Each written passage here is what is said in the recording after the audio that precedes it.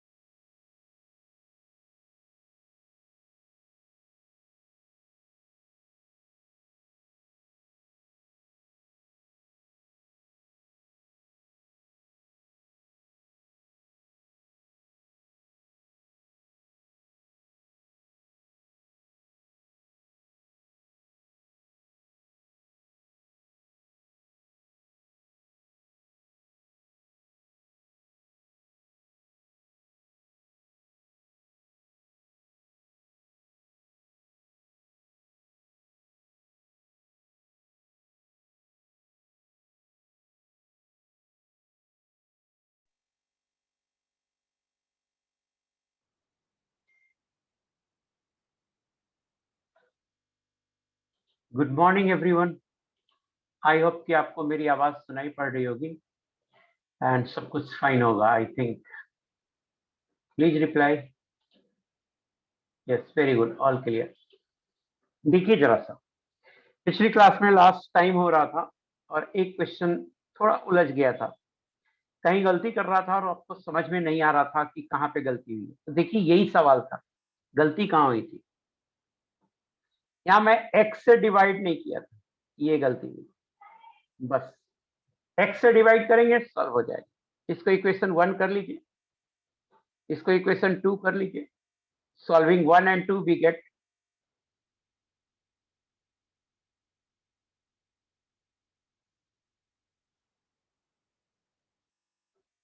x बराबर 3। तो बस मैंने x से डिवाइड नहीं किया था और वो दिमाग में स्ट्राइक नहीं कर रहा था कि गलती कहाँ हुई। आप हमसे पूछ सकते हैं, कॉन्सेप्ट बिल्कुल सही था, सब कुछ सही लगा हुआ था, कॉन्सेप्ट भी सही लगा हुआ था, एवरीथिंग सही लगा हुआ था। इक्वेशन गलत फ्रेम था, इक्वेशन गलत फ्रेम था और कुछ बच्चों ने क्या है ना बना भी लिया। हमारा जो है कॉन्ट्रैक्शन इन वॉल्यूम निकालने का मेथड अलग है जो मैंने क्लास में बताया, बट बच्चा कॉन्ट्रैक्शन इन वॉल्यूम ऐसे भी निकालता है ना, initial volume minus final volume. तो जिन बच्चों ने initial volume minus final volume करके बनाया था उन बच्चों ने क्लास में ही बना लिया था। बहुत सारे बच्चे हमको मैसेज भी कर रहे थे कि initial volume minus final volume करने से आंसर आ रहा है सर, लेकिन मैं सोच रहा था कि मैंने जो किया उसमें तो एरर ढूंढूं, उसमें कहाँ गड़बड़ी हो रही है। तो इसलिए वो जो बच्चों ने सजेस्ट किया था मैं उस पर ध्यान नहीं दिया था। प्लीज इसमें कोई डाउट है, इसमें अब कोई डाउट है तो आप बोल सकते हैं हमको। प्लीज इस क्वेश्चन में डाउट पूछ रहे हैं तो आज का होमवर्क बोल रहा है। यस मोहित कर, देखो क्या होता है ना बेटा, जब अपन सवाल बनाते हैं तो माइंड का सही होना जरूरी है, पहला पॉइंट। दूसरा, फिर भी कुछ ना कुछ एरर हो सकता है जिसको सिली मिस्टेक्स बोलते हैं। हमेशा क्या होता है, रिएक्शन में यहाँ कोएफिशिएंट 1 होता था तो मैं 1 से डिवाइड करना या न करना बात बराबर है, बट यहाँ कोएफिशिएंट x था तो x से डिवाइड करना था और ये दिमाग से उड़ गया था, मैं ये कर ही नहीं रहा था जिसके कारण आंसर नहीं आ रहा। रिपीट तो कर रहा हूँ दीपक गुप्ता कि पिछली बार जो मैं बनाया था उसमें सिर्फ और सिर्फ ये अंतर था कि यहाँ पर x से डिवाइड नहीं किया था, ये छूट गया था जिसके कारण आंसर नहीं आ रहा था। x से डिवाइड मतलब मैं कॉन्ट्रैक्शन इन वॉल्यूम कैसे निकालता हूँ, इसे मैं थोड़ा सा आपको फिर से बता देता हूँ कि कॉन्ट्रैक्शन इन वॉल्यूम कैसे निकालता हूँ।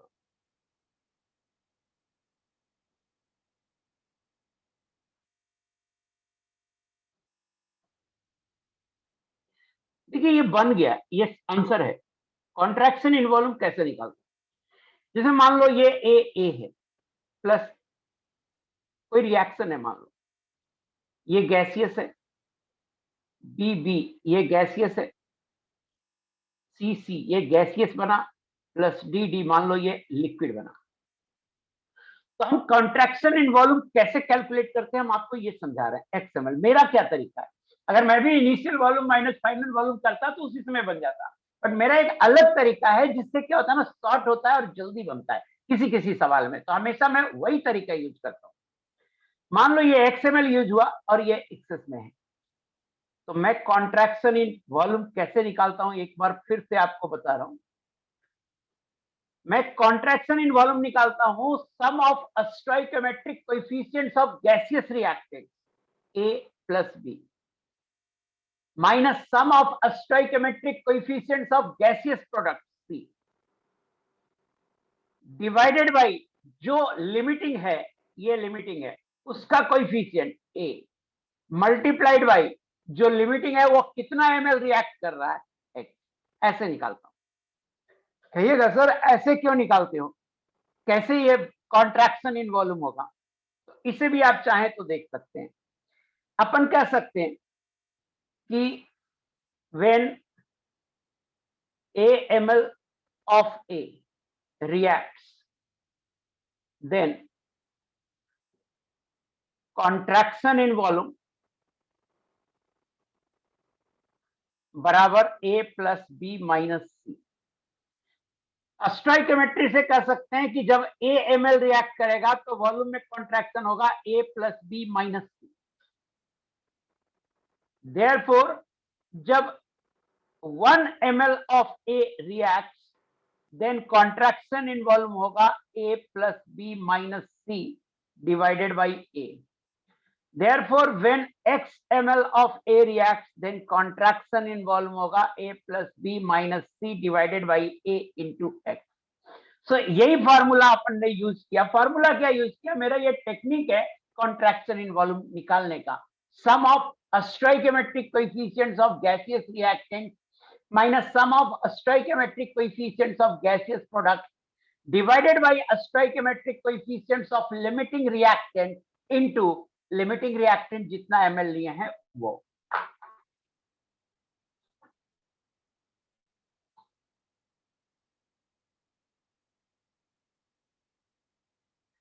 यस मोहित कर, तुम फिर गलती कर रहे हो। a plus B minus C divided by X नहीं, डिवाइडेड बाई ए। यहाँ x से इसलिए डिवाइड किया है क्योंकि यहाँ कोएफिशिएंट x है, तुम यहां से कंफ्यूज हो रहे हो। यहाँ कोएफिशिएंट क्या है, a है, तो a से डिवाइड किए हैं। एक तो यार तुम बहुत डिस्टर्ब करते हो, कुछ भी लिख देते हो दोस्त।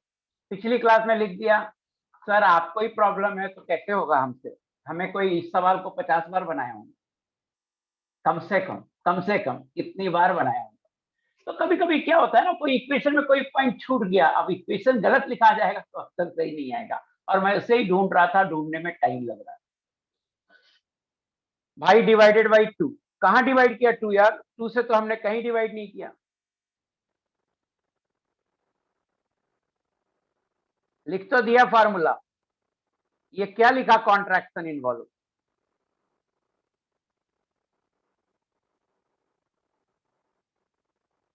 हाँ ऑलवेज वैलिड है, ध्यान ये रहना चाहिए, ऑलवेज वैलिड है। केवल क्या ध्यान रखना चाहिए, ए प्लस बी बड़ा होना चाहिए सी से, तब कॉन्ट्रैक्शन इन वॉल्यूम होगा। ए प्लस बी बराबर होगा सी के तो वॉल्यूम कॉन्ट्रैक्शन 0 होगा, और ए प्लस बी छोटा होगा सी से तो कॉन्ट्रैक्शन नहीं होगा, एक्सपेंशन होगा। उस केस में एक्सपेंशन इन वॉल्यूम निकलेगा।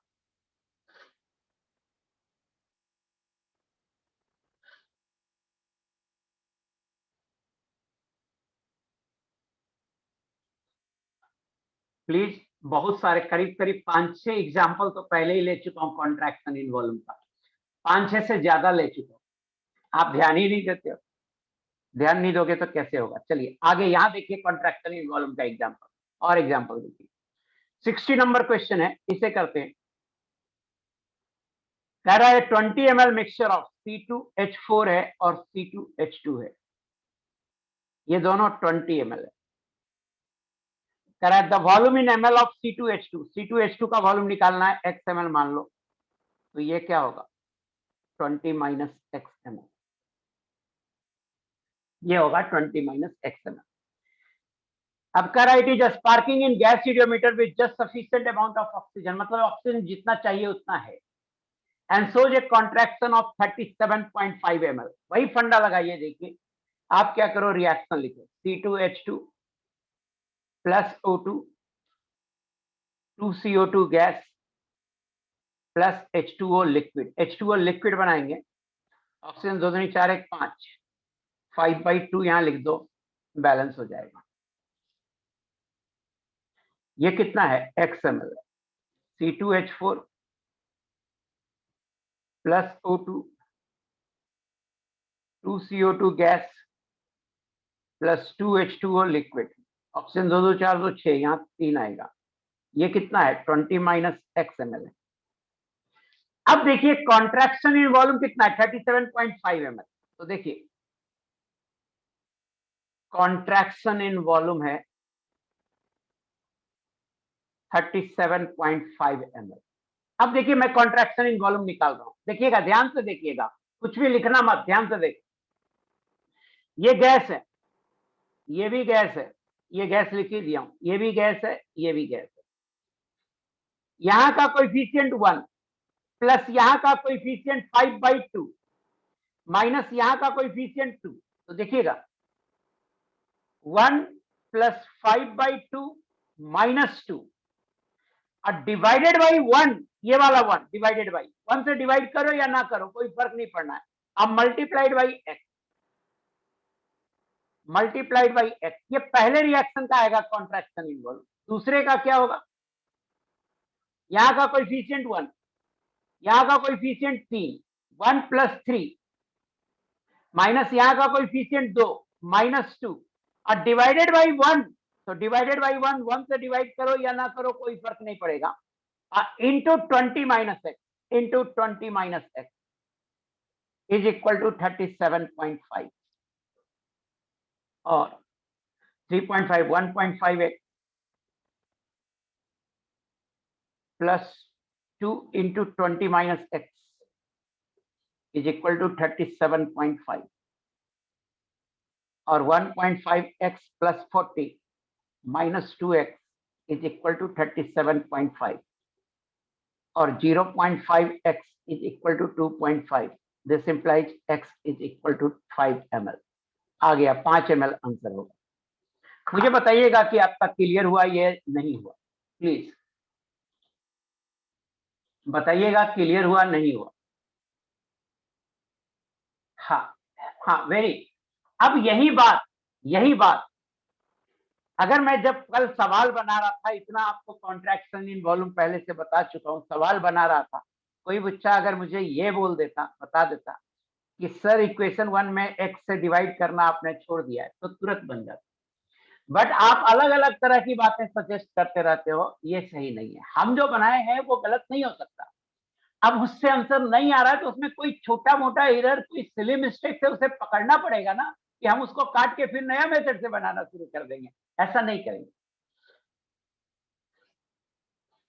O2 एक्सेस में है इसलिए O2 पे नहीं लगाया। अगर इस पर्टिकुलर सवाल में O2 पर भी लगाएंगे तो O2 का अमाउंट आपको नहीं पता है। इस सवाल में O2 का अमाउंट, कि O2 का टोटल अमाउंट कितना यूज हुआ ये नहीं पता है, और उस अगर मान लो टोटल अमाउंट कितना यूज हुआ पता लग भी जाए तो इस रिएक्शन में कितना यूज हुआ और इस रिएक्शन में कितना यूज हुआ ये नहीं पता है, तो O2 पे नहीं लगा पाए। तो O2 जस्ट सफिशिएंट है। O2 लिमिटिंग होगा तो O2 पर लगा सकते हैं, आंसर सेम है। नहीं, इसमें क्वेश्चन में लिखा हुआ है just sufficient amount of O2, मतलब जितना O2 चाहिए उतना है, क्वेश्चन में लिखा हुआ है। आइए अब S1 का 1 से 50, हम सिर्फ शुरू के 35 मिनट की आपको, यार कुछ भी पूछता है डिवाइडेड बाई 1 क्यों, यहाँ पे समझाया ना यार फॉर्मूला, ये क्या समझाया, ये डिवाइडेड बाई ए किया ना, यहाँ का कोएफिशिएंट, यहाँ समझाया ना फॉर्मूला, कैसे ये लिख के बताया ना, फिर क्यों पूछ रहे हो यार।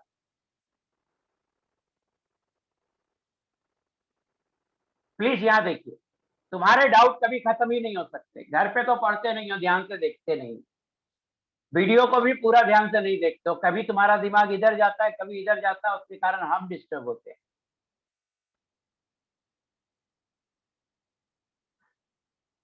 आइए, fluorine reacts with uranium two produce uranium hexafluoride, एक रिएक्शन गिवन है।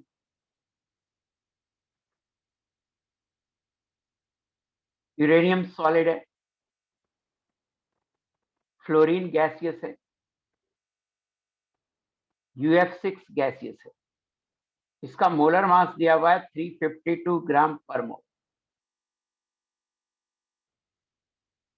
If number of fluorine molecules are required to produce 7.04 milligram of uranium hexafluoride, ये प्रोड्यूस करना है 7.04 मिलीग्राम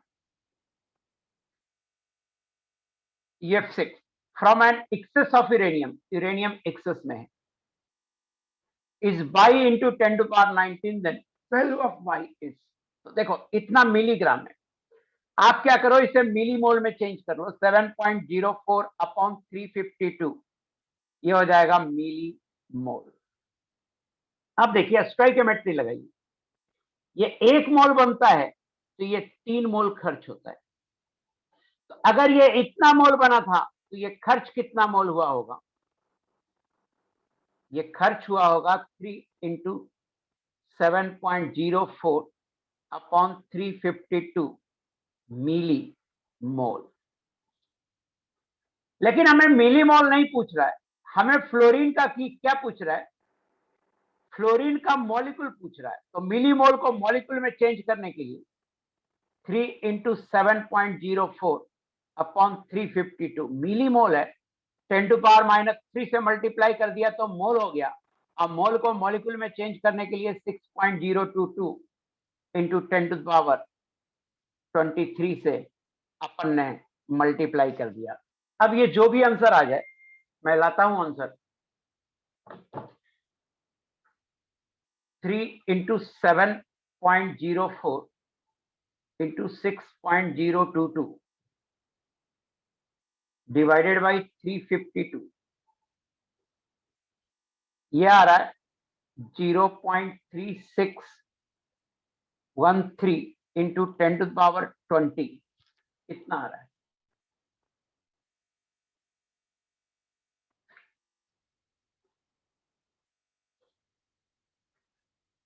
तो अपन को देखिए ऊपर लिखा हुआ है बाई इंटू 10 टू पावर 19, तो 3.613 इंटू 10 टू पावर 19 हो गया ये, देयरफॉर बाई बराबर आ जाएगा 3.613, ये आंसर हो जाएगा।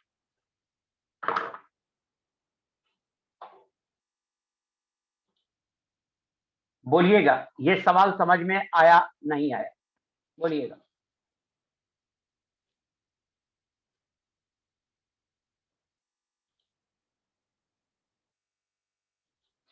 आगे देखिए, आगे देखिए इस क्वेश्चन को देखिए।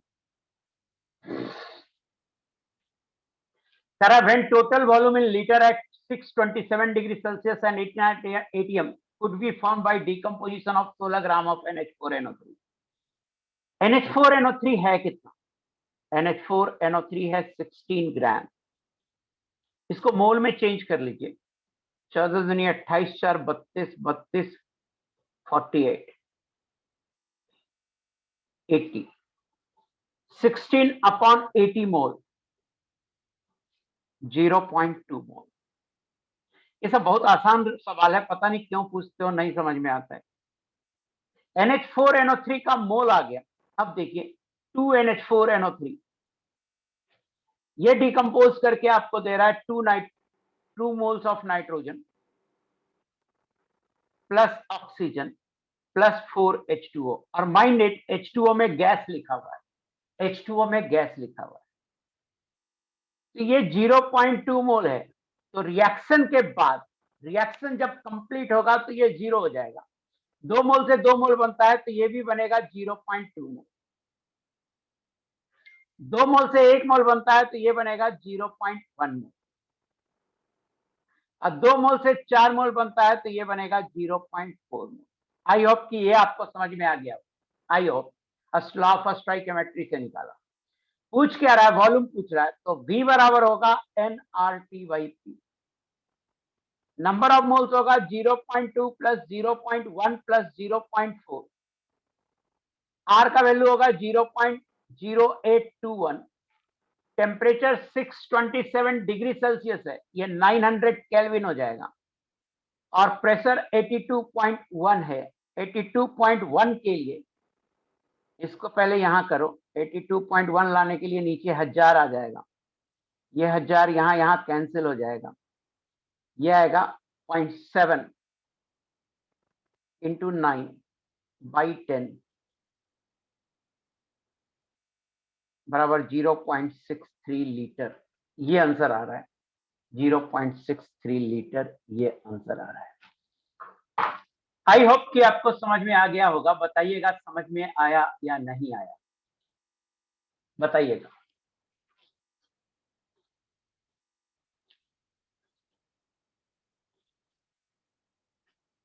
हाँ, very good, very good.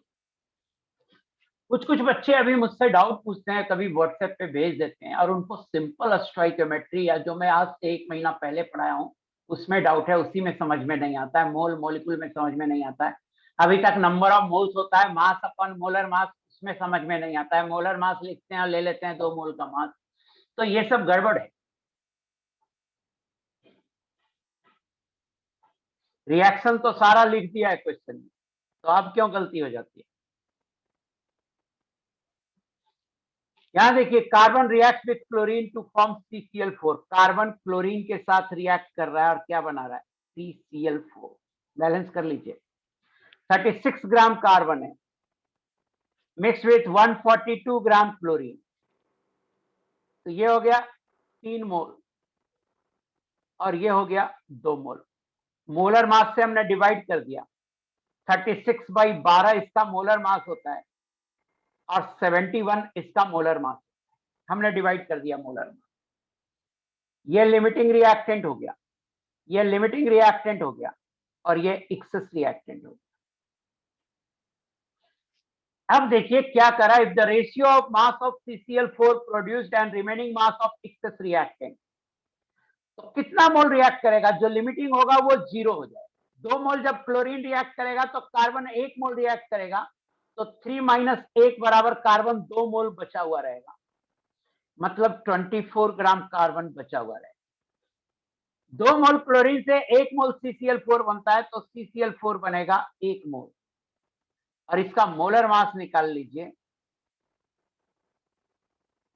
142 plus 12 154, इसका मोलर मास आएगा 154। अब देखिए CCl4 1 मोल बनेगा, मीन्स 154 ग्राम बनेगा। यहां तक मैंने जो किया वो लॉ ऑफ स्टोइकियोमेट्री से किया। आई होप अब तक आपको लॉ ऑफ स्टोइकियोमेट्री समझ में आ गया होगा। अब देखिए जरा सा, derive the ratio of mass of CCl4 MCCl4 upon remaining mass of excess reactant. Excess reactant carbon है, तो mass of carbon remaining,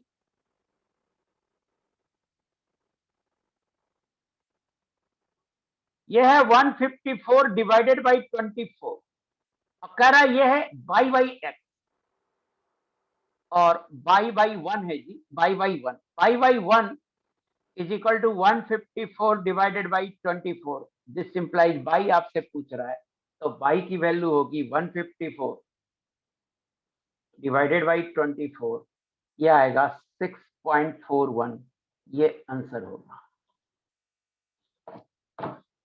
so I hope कि आपको समझ में आ गया होगा। किसी को कहीं पे कोई डाउट है तो पूछ सकता है।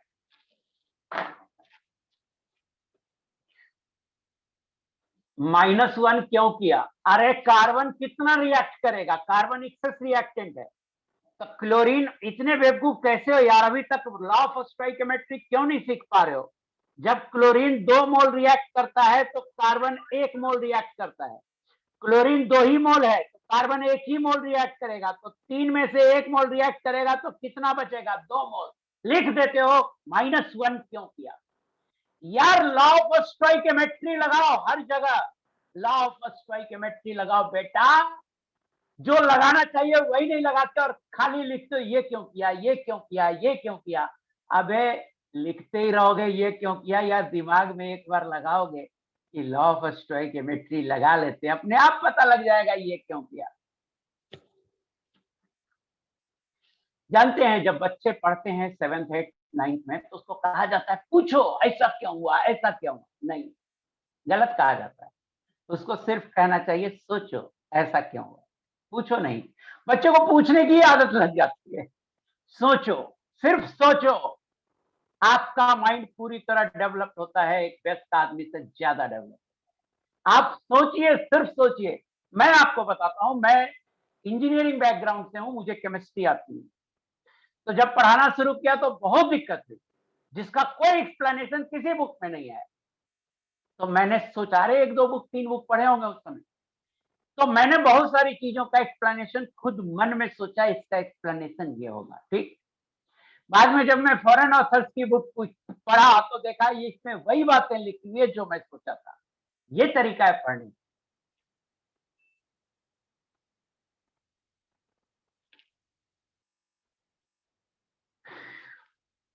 असित कुमार, अस्तिक कुमार, तुम बेफालतू की बात पूछ रहे हो।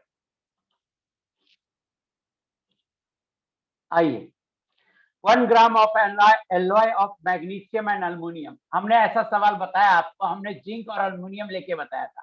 तो हमने सोचा था कि कम से कम आप ये बना लोगे। मेरे पास अल्युमिनिया है और जिंक मैग्नीशियम है।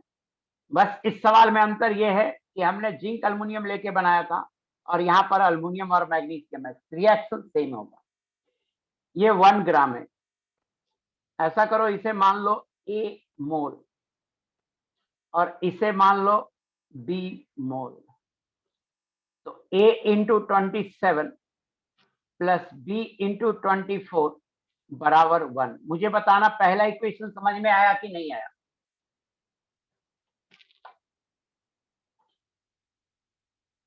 पहला इक्वेशन समझ में आया नहीं आया?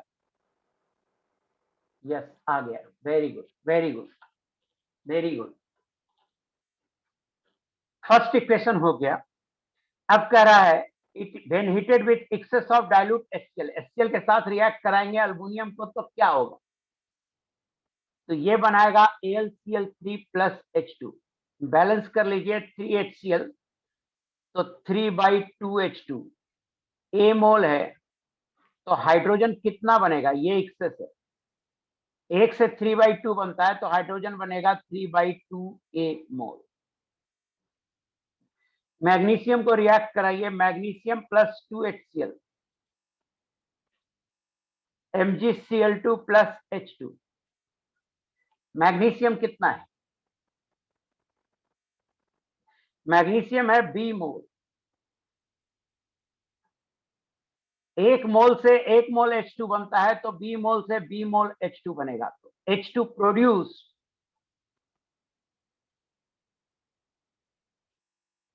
H2 प्रोड्यूस क्वेश्चन में दिया हुआ है। The evolve hydrogen collected at 0 degree Celsius has a volume of 1.1 litre at 1 ATM। देखिए 0 डिग्री सेल्सियस है, 1 ATM है, मतलब एनटीपी है। एनटीपी पे वॉल्यूम आ रहा है 1.12 लीटर। तो H2 प्रोड्यूस हुआ 1.12 डिवाइडेड बाई 22.4 मोल। और आपके इक्वेशन में H2 कितना प्रोड्यूस हुआ है, 3A/2 प्लस B बराबर 1.12 डिवाइडेड बाई 22.4 और 1.5A प्लस B बराबर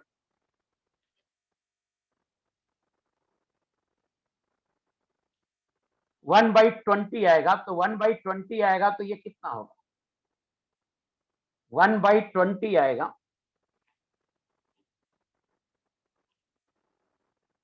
0.05। ये देखिए इक्वेशन 1 यहां है और ये इक्वेशन 2 है। आपको सॉल्व करके A और B की वैल्यू निकालना है। Solving 1 and 2 to get value of A and B।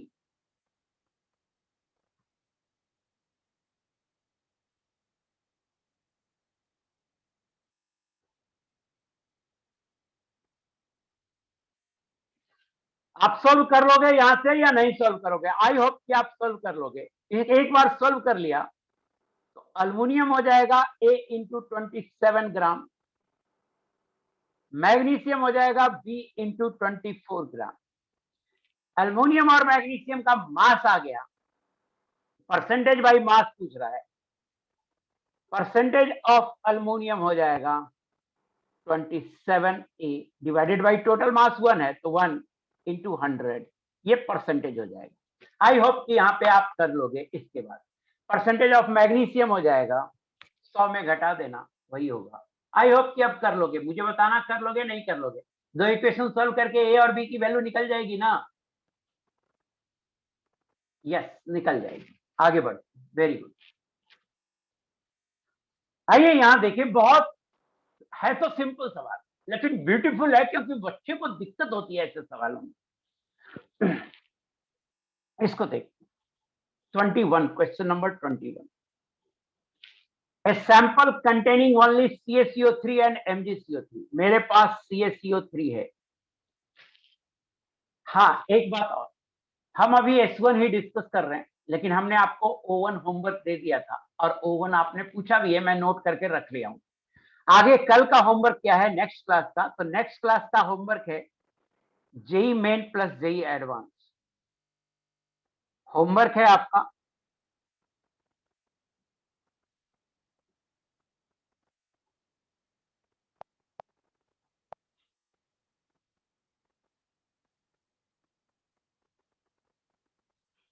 Homework है आपका JEE Main plus JEE Advance, ये आपका होमवर्क है। इसका डाउट आप अगली क्लास से पहले मुझे भेज देना। और मेरी प्लानिंग है कि संडे को मैं एक्स्ट्रा क्लास लूं जिसमें सिर्फ डाउट डिस्कस करूं, पढ़ाऊंगा नहीं कुछ। संडे को एक एक्स्ट्रा क्लास लूं जिसमें मैं सिर्फ और सिर्फ डाउट डिस्कस करूंगा। आपके नो या यस लिखने से कोई फर्क नहीं पड़ता है, आप नो लिखो कोई फर्क नहीं पड़ता है उससे। संडे को एक डाउट लूंगा जिसमें मैं सिर्फ और सिर्फ सीट डिस्कस करूंगा, जिसे नहीं अटेंड करना होगा वो नहीं अटेंड करेगा, क्योंकि मैं उसमें कुछ पढ़ाऊंगा नहीं। सो ये होमवर्क हो गया आपका। और कंसंट्रेशन टर्म पूरा तक आएगा एग्जाम में, शुरू से लेकर कंसंट्रेशन टर्म तक आएगा एग्जाम में। तो आज मैं कंसंट्रेशन टर्म शुरू भी कर रहा हूं, और ये लेक्चर नंबर कंसंट्रेशन टर्म का 1 है। ये लेक्चर नंबर कंसंट्रेशन टर्म का 1 है। होमवर्क कम ही है, मेरा कोशिश होता है कि ऑन एन एवरेज, होता क्या है ना, जब मैं आपको थ्योरी पढ़ाता हूं तो आप तो कुछ नहीं पढ़ते हो, मेरा लेक्चर नोट रिवाइज नहीं करते हो, या सीट से कुछ सवाल खुद से नहीं बनाते हो कि सर ने ये पढ़ा दिया। इसके कारण आपको होमवर्क ज्यादा लगता है। अल्टरनेट डे है, जेई मेन जेई एडवांस मिला के आपको देखिए मैं बताता हूं कितने क्वेश्चन है। एक सेकंड होल्ड करना। टोटल 25 क्वेश्चन है दोनों मिलाकर, 25। जेई मेन में 22 है और जेई एडवांस में 3 है। टोटल 25 क्वेश्चन मात्र हैं बेटा तीनों मिला के। और मेरी टारगेट यही होती है कि मैं आपको एक दिन में 25 क्वेश्चन दूं, है ना? तो कितना बेवकूफ है यार, लिखते जा रहे हो यार, लिखते जा रहे हो, लिखते जा रहे हो, हद है। संडे को लगेगी एक डाउट क्लास, है ना? ऑनलाइन क्लास का कोई प्रॉब्लम नहीं है, घर में तो पढ़ा रहे हैं। ऐसे इंफॉर्मेशन आपके पास जाएगा। अगर क्लास शेड्यूल, मान लो कोई प्रॉब्लम होगी लगाने में इंडिपेंडेंस डे को, तो क्लास शेड्यूल में वो नहीं होगा संडे को, बट इवनिंग में कोशिश करूंगा कि मैं लगा लूं एक क्लास। एनीवे, आप कुछ भी मत लिखते रहो यार, इरिटेशन होती है। कुछ भी लिख के कॉपी पेस्ट करने की तुम्हारी आदत है, कब सुधरेगी समझ में नहीं आता है। एक ही बच्चा एक ही मैसेज को 10 बार कॉपी पेस्ट करता रहता है, कब सुधरोगे मुझे समझ में ही नहीं आता है। इतना टाइम हो गया अभी तक तुम्हें क्लास को अटेंड करने नहीं आया। आइए यहाँ देखते हैं, मैं अपना मूड खराब नहीं करना चाहता हूँ, पढ़ाना चाहता हूँ। ज्यादा डांटूंगा तो मेरा ही मूड खराब हो जाता है। मेरा ही ऐसा नेचर है कि मैं किसी बच्चे को डांट दूं तो मेरा ही मूड खराब हो जाता है। खैर डांटूंगा नहीं मैं ज्यादा। आओ यहाँ देख, इट्स ए गुड क्वेश्चन, क्योंकि डाटा नहीं होता है ना, तो बच्चा को लगता है अरे कैसे बनाए कैसे बनाए, कोई डाटा नहीं। आप क्वेश्चन पढ़िए, कोई डाटा नहीं, तो बच्चा को लगता है इसमें तो कुछ दिया हुआ ही नहीं है, कैसे बनाए, मान के बनाना होता है। CaCO3 है, ये जानते हो आपको क्या देगा? ये आपको देगा CaO प्लस CO2। और क्या है MgCO3, ये आपको क्या देगा MgO प्लस CO2। करें sample containing only CaCO3 and MgCO3। ऐसा करते हैं बेटा, मान लेते हैं कि ये है A ग्राम और ये है B ग्राम। पहला सवाल आप ये कर सकते हो ग्राम में क्यों माना, इसलिए माना कि परसेंटेज निकालना है बाई मास, तो ग्राम में मान लिया। अब देखिए 100 ग्राम, इसका मोलर मास आएगा 100 और इसका आएगा 56। 100 ग्राम 56 ग्राम CaO प्रोड्यूस करता है, तो A ग्राम कितना प्रोड्यूस करेगा, तो 56/100 इंटू A ग्राम। इसमें देखिए मैग्नीशियम 24 12 48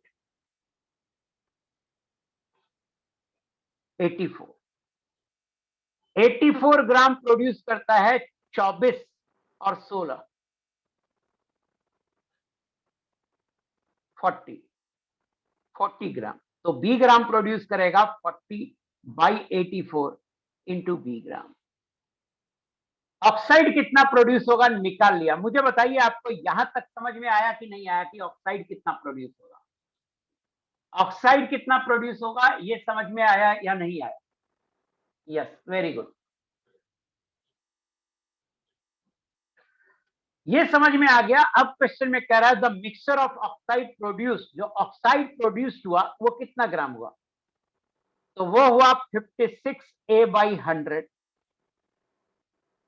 प्लस 40B/84, इतना ग्राम हुआ। This way exactly half as much as the original sample. Original sample कितना था A प्लस बी, इसका हाफ प्रोड्यूस हुआ है, सो डिवाइडेड बाई 2। क्यों किया डिवाइडेड बाई 2, तो कह रहा है ओरिजिनल जितना मास था ना उसका आधा प्रोड्यूस हुआ है, तो A plus B divided by 2 कर दिया। अब आप क्या करो, इसे लिख दो आप A/2 प्लस B/2। अब आप B से डिवाइड कर दो थ्रू आउट, तो 56/100 इंटू A/B प्लस 40/84, B से डिवाइड कर दिया, बराबर हो जाएगा 1/2 इंटू A/B प्लस 1/2। हमने क्या किया, B से दोनों तरफ डिवाइड कर दिया। अब हम A/B कॉमन ले रहे हैं, तो A/B कॉमन लिया तो 56/100 माइनस 1/2 बराबर 1/2 माइनस 40/84। और A/B कॉमन ले लीजिए 100, 56 माइनस 50 84 42 माइनस 40 बराबर 2/84 बराबर 1/42 और A/B इंटू 6/50 3/50 बराबर 1/42। दिस इंप्लाइज A/B बराबर आ जाएगा 50/3 इंटू 42 25/63।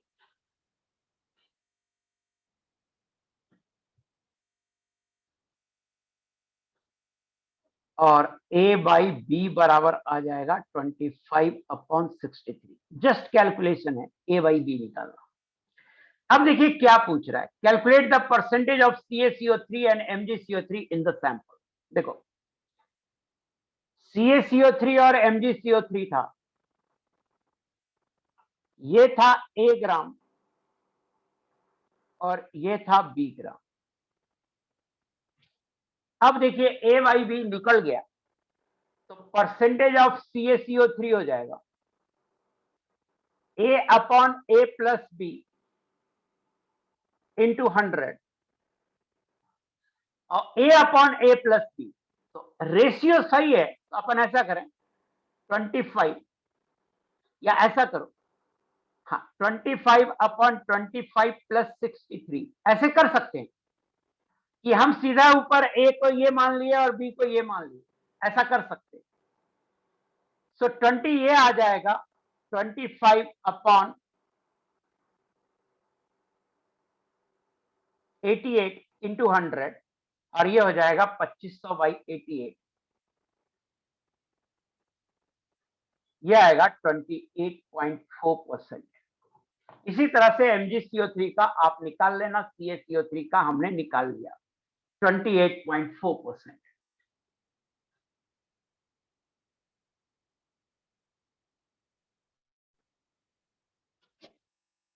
आई होप कि आपको समझ में आ गया होगा। कहीं दिक्कत हो तो प्लीज पूछ सकते हैं,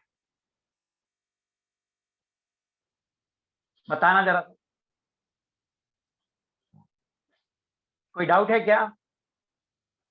आ गया, वेरी गुड। रेशियो को मास कैसे ले सकते हैं? एक सवाल आया ना, रेशियो को मास कैसे ले सकते हैं? मास नहीं लिया, आप समझे नहीं, रेशियो को मास नहीं लिया। एक बच्चे का सवाल आया है, देखो जो जेन्युइन सवाल होता है उसको मैं डिस्कस करता हूँ। एक बच्चे का सवाल आया, ये तो रेशियो है सर, मास कैसे ले सकते हैं? मैंने कहा मास नहीं लिया, मास को रेशियो में ही लिया हूं। आपको नहीं समझ में आ रहा है, देखिए मैं करके दिखाता हूं। A upon A plus B into 100, ऊपर नीचे ए से डिवाइड कर दो। 1 upon 1 plus B by A into 100। 1 upon 1 plus B by A की वैल्यू क्या होगी? 63/25 इंटू 100। अब क्या करो, 25 ऊपर कर दो, 25 प्लस 63 इंटू 100। तो रेशियो को मास नहीं लिया, मास को भी रेशियो में ही लिया। देखो अब मुझे बताना, आप समझ में आया कि नहीं? एक बच्चा ऊपर बोला था अर्नब प्रसून, अर्नब प्रसून, और एक बच्चा और बोला कि रेशियो को मास कैसे ले सकते हैं।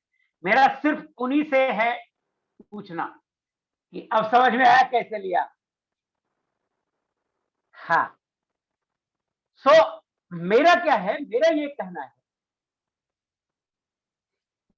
कहना है बेटा कि अगर ये रेशियो आए ना तो ऊपर से डायरेक्ट कर लो ना, इतना इतना जो घुमाने की जरूरत नहीं है, डायरेक्ट कर लो। ये समझो कि अपन रेशियो से ऐसे करके परसेंटेज निकाल सकते हैं, ये समझो। हाँ लिख सकते हैं ना, लिख सकते हैं। आइए,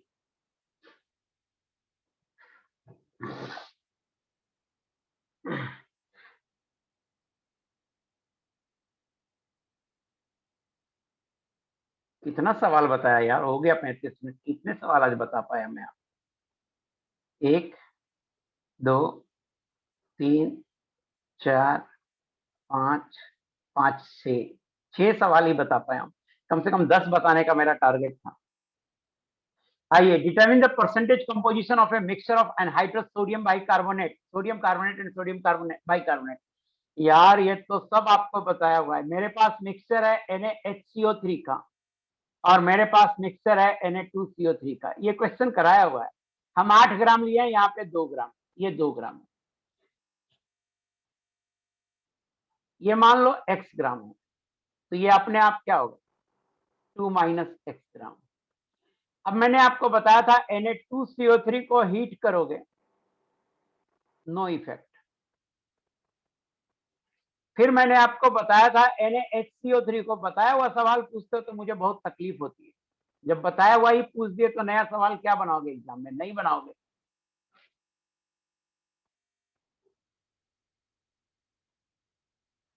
प्लस H2O ये उड़ जाएगा, प्लस CO2 ये उड़ जाएगा। 2 इंटू 84 और ये 106, ये x ग्राम है। 2 इंटू 84 ग्राम से 106 बनता है। और ये पहले से कितना है? 2 माइनस एक्स ग्राम है। मास बिफोर रिएक्शन टाइम 0 पर। x ग्राम पहले से है, 2 माइनस एक्स ग्राम पहले से। आफ्टर रिएक्शन क्या होगा? ये 0 हो जाएगा, ये बनेगा 106/2 इंटू 84 इंटू एक्स, इतना बनेगा और इतना पहले से था। ये टोटल मास है।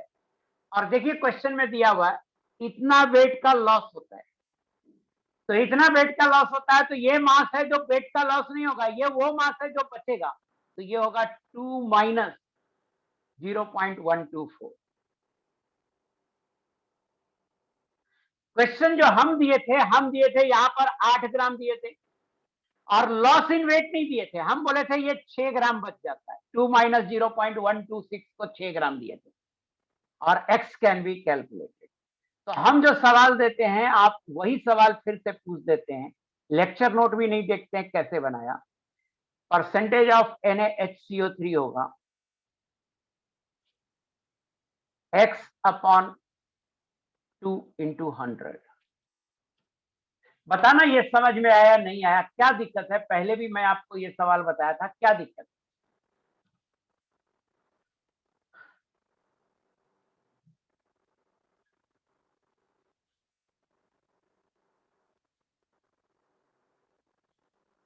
कौन सा इक्वेशन मालूम नहीं था? इक्वेशन बताया हुआ था क्लास।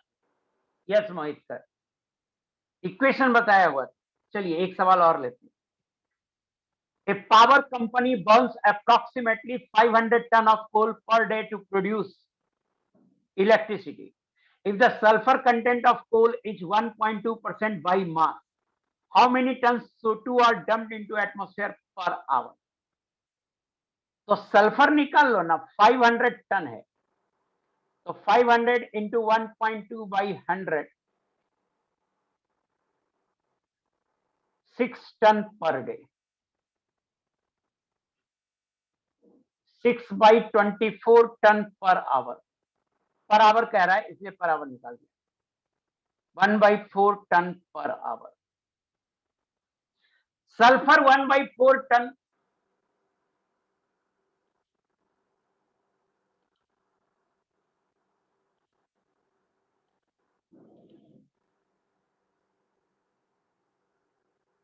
सौरभ कुमार रिएक्शन रखना होगा। और वैभव पाटीदार, ये जो लिख रहे हो ना, इतनी कैलकुलेशन तो मैथ में भी नहीं है। एक तो कैलकुलेशन तो आप ऐसे सोचो, कितना भी लेंदी कैलकुलेशन हो, बच्चे कैलकुलेशन करते करते इतने एक्सपर्ट हो जाते हैं कि 15 से 20 सेकंड में लेंदी से लेंदी कैलकुलेशन कर लेते हैं स्टूडेंट्स। बट वो आप करना ही नहीं चाहोगे, ना करना चाहोगे ना आपको कभी आएगा, क्योंकि आप करना नहीं चाहते। आप कहते हैं इतनी कैलकुलेशन तो मैथ में भी नहीं है। अगर आपको मैथ में इतनी कैलकुलेशन नहीं नजर आती है तो समझो आप मैथ में सही लेवल के सवाल कर ही नहीं रहे हो। मैथ में सही लेवल के सवाल कर ही नहीं रहे हो। मैथ में लेंदीनेस का प्रॉब्लम होता है। मैथ में तो ऐसे लेंदी सवाल आते हैं कि मत पूछो, मत पूछो। कभी अगर आपको शौक हो, देखना हो कि मैथ में कितनी लेंदीनेस सवाल आता है, तो लास्ट 10 ईयर का IIT का मैथ का क्वेश्चन उठा लेना और बना के देख। हम कोई दूसरे सब्जेक्ट में नहीं जाने कह रहे हैं, जो सब्जेक्ट आप बोल रहे हो बना के देख लेना कि कितना कैलकुलेशन होता है या नहीं होता है, कितना टफ रहता है या नहीं रहता। और हम कोई ऐसा सवाल नहीं बात कर रहे हैं, हम उन्हीं सवालों की बात कर रहे हैं जो IIT में आएंगे।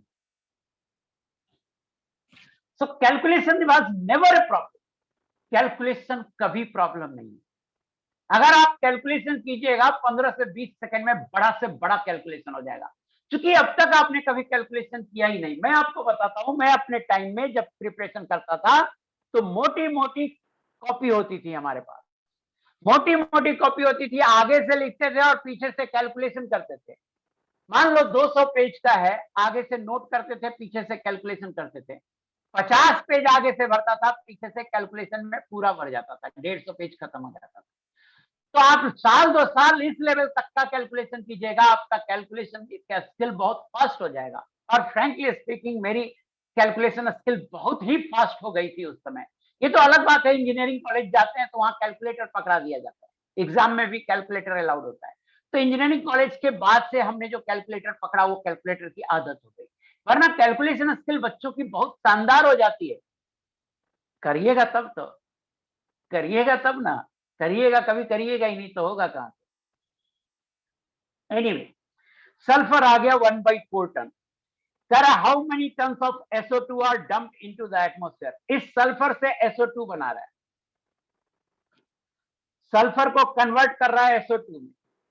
तो SO2 में सल्फर 32 है और टोटल मोलर मास कितना है? ऐसे देखो, SO2 में इसका मोलर मास है 32 प्लस 32 64 और सल्फर इटसेल्फ है 32। तो हम कह सकते हैं कि 32 ton sulphur, this implies 64 ton SO2। तो 1/4 टन सल्फर में 64/32 into 1/4 ton SO2, 0.5 ton SO2, ये आंसर होगा पर आवर। आई होप मुझे बताना समझ में आया कि नहीं आया।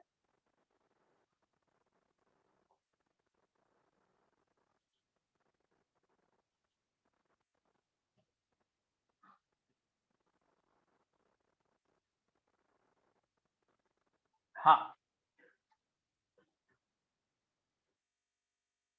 आइए इस सवाल को देखते हैं।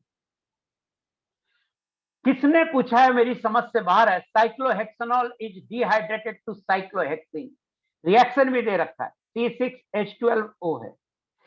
इसको डिहाइड्रेट करके C6H10 बना रहे हैं। डिहाइड्रेटेड, डिहाइड्रेटेड का मतलब होता है बेटा पानी को निकालना। डिहाइड्रेटेड का मतलब होता है पानी निकालना। तो पानी निकाल दीजिए, बैलेंस हो गया।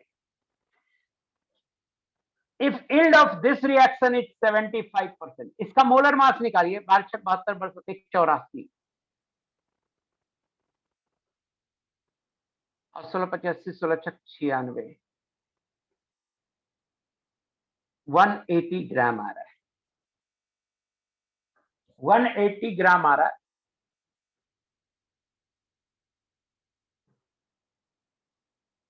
वन 180 ग्राम से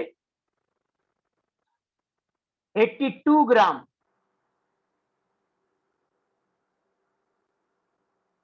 बनेगा।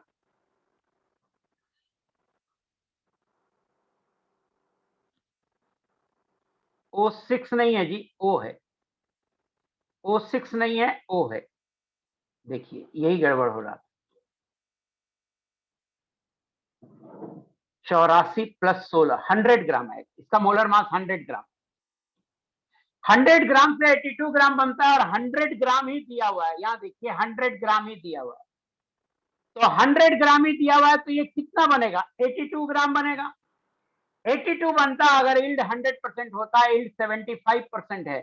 इल्ड देखिए यहां पर 75% है, तो 82 इंटू 0.75 कितना आएगा? 82 इंटू 0.75 कर लीजिए, 61.5 ग्राम। ये आंसर हो जाएगा। इतना आसान सवाल कैसे नहीं बना? मेरी समझ से बाहर है बेटा, मेरी समझ से बाहर है। कैसे नहीं बना? अब कुछ भी लगा दे, पीओएसी लगा दो, सामने रिएक्शन ही दिया हुआ है तो पीओएसी क्यों लगा दे? सीधा सा सवाल है। ऐसे सवाल पूछ के टाइम खराब कर देते हैं क्लास का। एक सवाल और देते हैं, देखते हैं। ये लास्ट लेते हैं, इसके बाद पढ़ाऊंगा। ये लास्ट लेते हैं। The vapour density of a sample of N2O4 gas is 35. Vapour density 35 है। इसका मतलब है मोलर मास जो होगा M, वो होगा 35 इंटू 2 70 ग्राम। अब आप सोचिए N2O4 का मोलर मास कितना होता है? मोलर मास होता है 28 और 64 92 होता है। 92 होता है तो वेपर डेंसिटी होना चाहिए था 46। N2O4 का मोलर मास 92 होता है, तो वेपर डेंसिटी होना चाहिए था 46। दिया हुआ कितना है? 35। ऐसा क्यों हुआ? तो ऐसा इसलिए हुआ, देखिए याद रखिएगा, ध्यान रखिए, इसमें दिक्कत हुई होगी आपको। ऐसा इसलिए हुआ कि ये NO2 में चेंज हो गया। एक मोल से, देखिएगा, एक मोल से 2 मोल बन रहा है। मोल बढ़ रहा है, मोल बढ़ेगा ना और मास सेम रहेगा। नंबर ऑफ मोल्स क्या होता है? मास अपॉन मोलर मास। मास कांस्टेंट है, मोल बढ़ेगा तो मोलर मास घटेगा। इसका मतलब है N2O4 कुछ डिकम्पोज होकर के NO2 बन गया और N2O4 कुछ डिकम्पोज होकर के NO2 बन गया, जिसके कारण वेपर डेंसिटी कम हो रहा है। आपसे पूछ रहा है what percent of N2O4 molecules are dissociated into NO2, means आपसे पूछ रहा है alpha into 100। Degree of dissociation पूछ रहा है आपको कि अल्फा इंटू 100 क्या है, परसेंटेज डिसोसिएशन पूछ रहा है आपसे। तो या तो आप इसको फॉर्मूला से बनाइए या बिना फॉर्मूला से बनाइए। फॉर्मूला से बनाने के लिए आप इसे 1 मोल मान लीजिए तो ये 0 हो जाएगा, 1 में से अल्फा गया तो ये 2 अल्फा हो जाएगा। लगाइए n initial upon n final बराबर molar mass final upon molar mass initial. Initial mole है 1, फाइनल मोल है 1 minus alpha plus 2 alpha. Final molar mass है 70 और इनिशियल मोलर मास है 92 और 1 प्लस अल्फा आ जाएगा 92/70 और अल्फा आ जाएगा 22/70। ये हो जाएगा 22/70 निकाल लेते हैं। ये आ रहा है 0.314 बराबर 31.4% होगा अल्फा। 31 क्वेश्चन है, आप आंसर मिला लो प्लीज। 31.4% आ गया होगा 31 का। एक तो ऐसे बना सकते हैं इसको, अल्टरनेटिवली आप ऐसे बना सकते हो। अल्टरनेटिवली एक दूसरा मेथड है कि आप ऐसे बना सकते हो कि आप डायरेक्ट फॉर्मूला यूज करो कि m नॉट है 92 और m है 70 और N2O4 से 2NO2 बन रहा है, तो स्मॉल n हो जाएगा 2/1 बराबर 2। फॉर्मूला डायरेक्ट लगा दो, अल्फा होता है m not minus m mix, mixer का मोलर मास, ये m मिक्स है, divided by m mix into 1n-1। ये हो जाएगा 90 माइनस 70 अपॉन 70 इंटू 2-1, 20/92 होगा ना, 92 होगा, हाँ 22/70 और ये जो भी आया था 0.314, 31.4%। आप ऐसे भी बना सकते हो, बट फार्मूला हो सकता है आपको नहीं याद रहे, लेकिन ये तो याद रहेगा ना बेटा कि number of moles inversely proportional to होता है मोलर मास के, तो इसको तो ये तो याद रहेगा। तो ऐसे बनाना ज्यादा सही मुझे लगता है। आई होप यहां तक डिस्कस कर दिया 31 तक। अब हम अगली क्लास में डिस्कस करेंगे, है ना। और आपका ओवन का डाउट पूछने का टाइम खत्म हो गया। अब जेई मेन और एडवांस का आप पूछिएगा, 25 क्वेश्चन हो सकता है।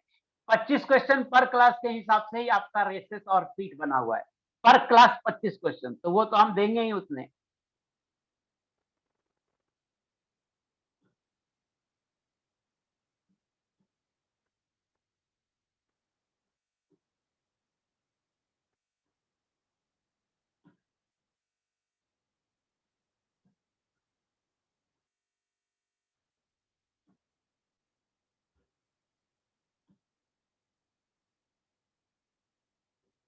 बहुत डाउट पूछते हो जी, सॉल्यूशन देने के बाद इतना डाउट कैसे आता है भाई। आइए शुरू करते हैं कंसंट्रेशन टर्म। कंसंट्रेशन टर्म शुरू करते हैं बेटा।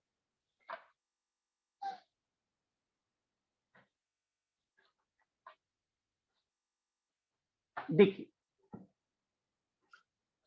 जब आप बोलते हैं किसी मिक्सचर की बात और प्योर प्योर चीजों की बात, जैसे अगर मैं आपसे बोलूं कि 1 kg प्योर गोल्ड दो, 1 kg प्योर गोल्ड दो स्टूडेंट है एक्स और वाई, तो स्टूडेंट एक्स भी 1 kg प्योर गोल्ड लाएगा और स्टूडेंट वाई भी 1 kg प्योर गोल्ड लाएगा। स्टूडेंट एक्स का वाई को दे देंगे, वाई का एक्स को दे देंगे, तो कोई ऑब्जेक्शन नहीं होगा, क्योंकि कहेगा यार दोनों तो 1 kg है, दोनों प्योर है। तो केवल अमाउंट बोलना एकदम सफिशिएंट है प्योर सब्सटेंस के लिए। प्योर सब्सटेंस के लिए अमाउंट बोलिए, अमाउंट मास में हो सकता है, अमाउंट वॉल्यूम में हो सकता है, कोई फर्क नहीं। लेकिन जब भी आप मिक्सचर की बात करेंगे, जैसे मिक्सचर की बात कर रहे हैं, NaCl वाटर की बात कर रहे हैं, NaCl मैं कह रहा हूं 1 गिलास या 1 kg NaCl वाटर लेके आओ। जब मैं बोलूंगा कि 1 kg NaCl वाटर लेके आऊं, दो स्टूडेंट है एक्स और वाई। एक्स सोचेगा लगता है सर साल्टेड वाटर पीने का मन है, तो बेचारा 1 kg पानी लेगा और उसमें थोड़ा सा सॉल्ट मिला के लाएगा, लगेगा कि सर को पीने का मजा आ रहा है, पीने का मन है। दूसरा स्टूडेंट भाई कह रहा है यार ऐसा सोल्यूशन बनाएंगे ना सर को कि अगर पी लिए थोड़ा भी तो मजा आ जाए, आधा केजी साल्ट और आधा केजी पानी मिला के दे दिया, सर 1 केजी है। दोनों सॉल्यूशन में काफी अंतर है। तो जब भी सॉल्यूशन की बात करते हैं, अमाउंट बोलने से काम नहीं चलेगा। 1 केजी केवल बोलने से काम नहीं चलेगा, या 1 गिलास 1 लीटर बोलने से काम नहीं चलेगा। जब भी हम सॉल्यूशन की बात करते हैं तो अमाउंट के साथ साथ क्वालिटी बोलनी होगी, अमाउंट के साथ साथ कंसंट्रेशन बताना होगा, अमाउंट के साथ साथ क्वालिटी बोलनी होगी। जैसे मिल्क एक मिक्सचर है, तो अगर आप बोलते हैं ½ लीटर मिल्क दे दो तो दुकान वाले को कंफ्यूजन हो जाता है कि 50 वाला की 45 वाला की 40 वाला, tone, double tone, full cream और पता नहीं गोल्ड, कौन सा मिल्क चाहिए। तो चूंकि मिल्क एक सॉल्यूशन है, तो जब तक आप उसकी क्वालिटी नहीं बताइएगा, ½ लीटर में कौन सा देगा उसको पता नहीं चलेगा। तो जब भी हम बेटा सॉल्यूशन की बात करते हैं, हमें अमाउंट के साथ साथ उसकी क्वालिटी बतानी होती है। और quality of A solution is expressed in various concentration terms. उसको बोलते हैं क्वालिटी, सॉल्यूशन की क्वालिटी जिसमें एक्सप्रेस करते हैं उसको बोलते हैं कंसंट्रेशन टर्म्स। पता नहीं मेरा भाषण आपको समझ में आया या नहीं आया। आई होप, मैं मान के चलता हूँ कि समझ में आ गया होगा। मैं पानी लेके आया, तेज बोलता हूँ। आ गया मैं, थोड़ा तेज बोलता हूँ तो गला फंस जाता है कभी कभी। अभी आप लिख सकते हो, कुछ पूछना हो, कुछ कहना हो तो अभी आप लिख सकते हो।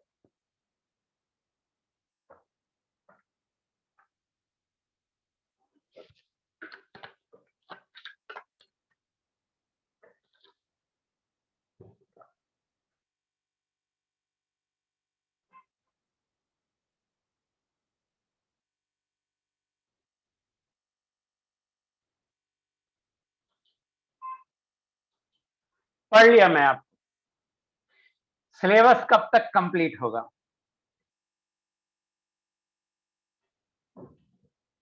अक्टूबर तक तो गारंटेड कंप्लीट हो जाएगा, अक्टूबर तक, है ना। अब उसी में 15 दिन आगे पीछे हो सकता है। आइए कंसंट्रेशन टर्म की बात करते हैं। तो पहले हम सॉल्यूशन की बात करते हैं कि ये सॉल्यूशन, जो सॉल्यूशन होता है बेटा, ये होमोजीनियस मिक्सचर होता है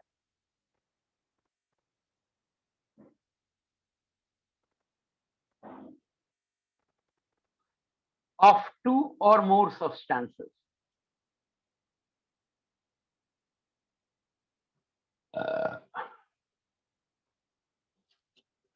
दो या दो से ज्यादा सब्सटेंस के मिक्सचर को बोलते हैं solution.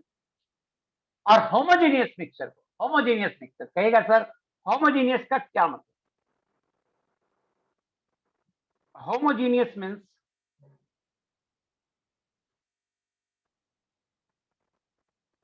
Uniform composition throughout, या constant composition throughout, uniform composition through out.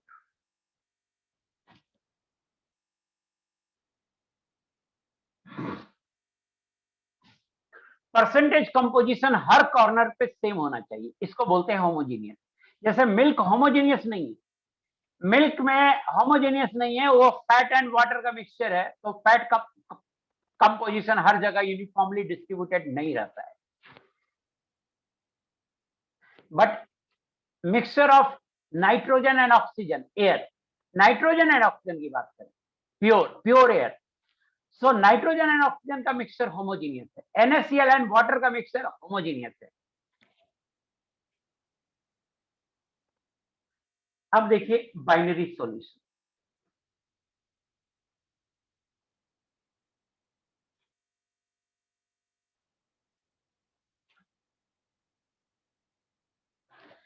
Binary solution, a binary solution has two components.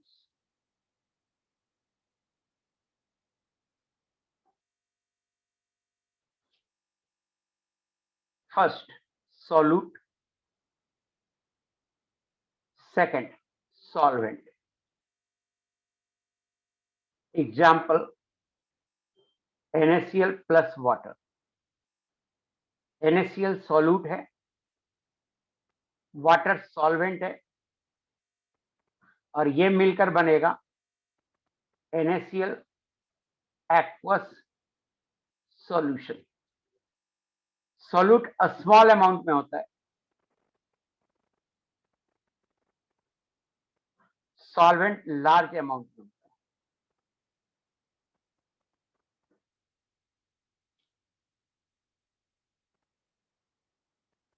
इसका मतलब solute and solvent, solute plus solvent constitute a solution। सो मुझे देखिए, मुझे लगता होगा कि आप सॉल्यूट सॉल्वेंट सॉल्यूशन ये सब समझते होंगे। इसके ऊपर अब ज्यादा मैं फंडा नहीं देना चाहता था, मैं सिर्फ ये बताना चाहता था कि जब भी आप किसी सॉल्यूशन की बात करेंगे तो सिर्फ अमाउंट से काम नहीं चलेगा, उस सॉल्यूशन की क्वालिटी बतानी होगी, और क्वालिटी हम वेरियस कंसंट्रेशन टर्म्स या वेरियस स्ट्रेंथ के टर्म में एक्सप्रेस करते हैं। अब देखिए,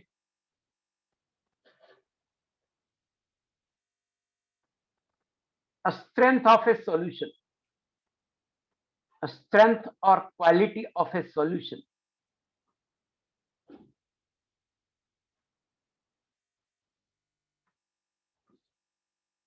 is expressed in terms of various concentration terms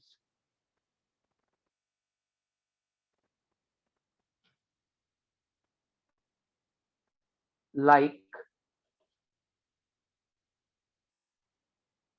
percentage by mass,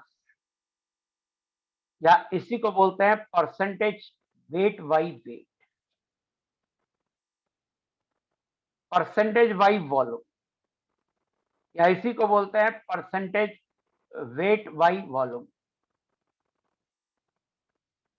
percentage volume by volume, mole fraction and mole percent, molarity, molality,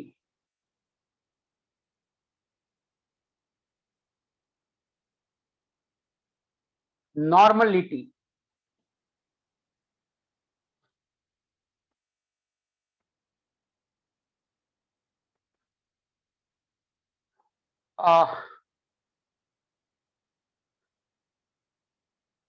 ppm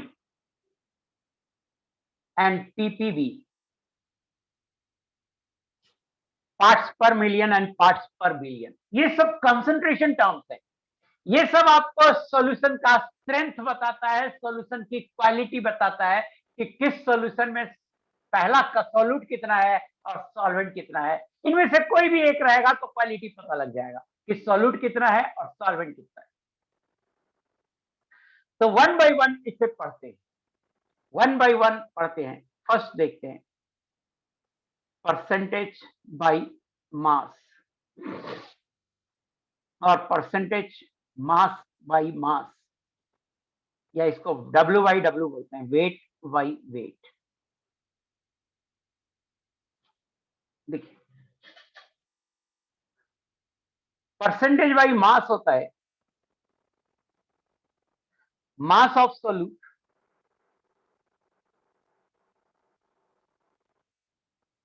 upon mass of solution into 100।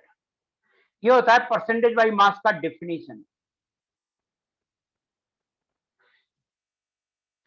Percentage by मास होता है mass of solute divided by mass of solution into 100। अगर कोई solution है, जैसे ऐसे लिखा हुआ, if an aqueous solution of NaOH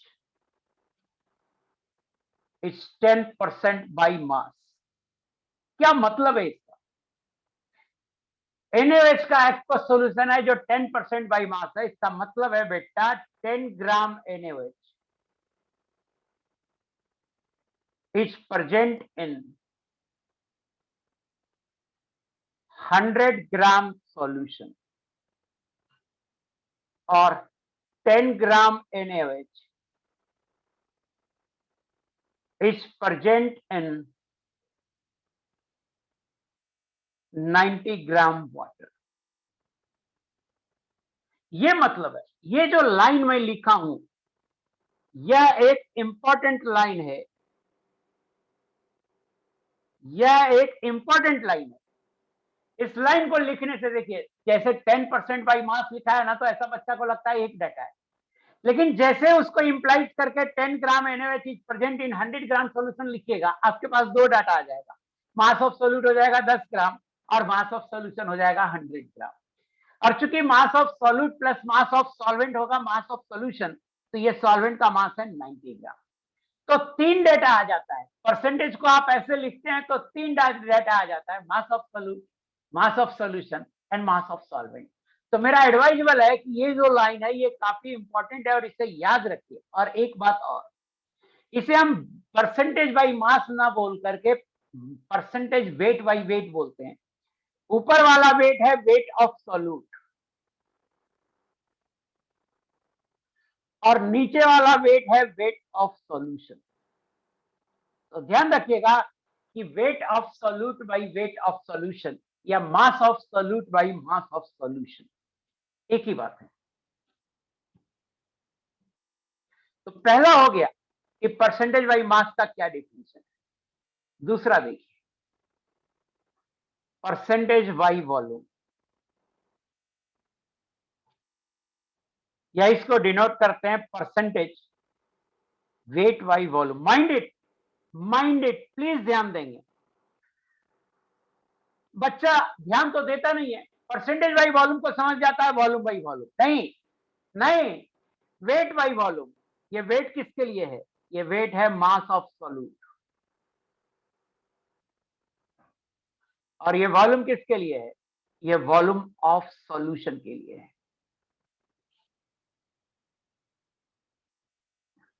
अब इसको डिफाइन करते हैं कि परसेंटेज बाई वॉल्यूम होता है, एक बार फिर से जोर देके बोल रहा हूं, mind it, percentage by volume होता है मास of solute divided by volume of solution. Mass of solute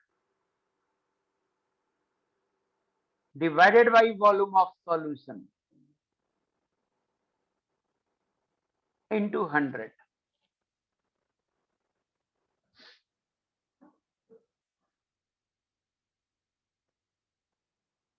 इसको इक्वेशन 2 कर दीजिए। अब इक्वेशन 1 और 2 को देखिए, मेरा मन कर रहा है, कभी कभी करता है कि 2 को 1 से डिवाइड कर दूं। 2 को 1 से डिवाइड कर दूंगा तो परसेंटेज बाई वेट और परसेंटेज बाई वॉल्यूम में एक रिलेशन आ जाएगा। तो करते हैं 2/1 percentage by volume divided by percentage by mass, this is equal to mass of solute तो खत्म हो गया, mass of solution by volume of solution आएगा। Mass of solution divided by volume of solution, और इसको बोलेंगे डी, वेयर डी है density of solution.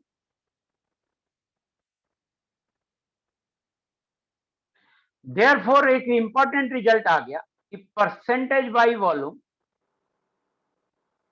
बराबर हो गया percentage by mass into density of solution. अगर परसेंटेज बाई वॉल्यूम दिया हुआ हो, परसेंटेज बाई मास निकालना हो, आप इस फॉर्मूले से निकाल सकते हैं। इसे इक्वेशन 3 कर दिया, इस सवाल को बना दीजिए। अब ये सवाल लॉलीपॉप हो गया क्योंकि मैंने ऊपर फॉर्मुलेट कर दिया है। अगर फॉर्मुलेट नहीं करता तब बनाते तो ये अच्छा सवाल हो जाता। प्लीज बनाइए और आंसर बताइए। इसको बना डाला तो लाइफ जिंगल आला। जल्दी से बनाओ और आंसर बताओ यार। 0.8 कौन ला रहा है उसे? मुझे मन कर रहा है कि उसे मैं लपड़ाऊं। मुदित अग्रवाल, सतीश कुमार, मेरा मन कर रहा है तुमको मैं लपड़ाऊं।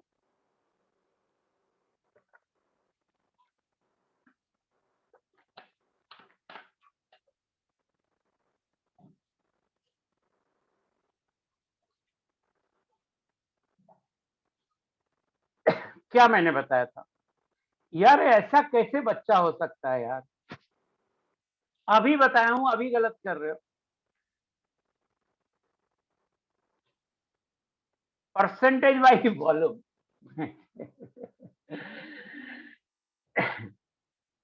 हाँ, अब सही है आपको, अब सही है। परसेंटेज वाइज वॉल्यूम बताया, percentage wise mass into density.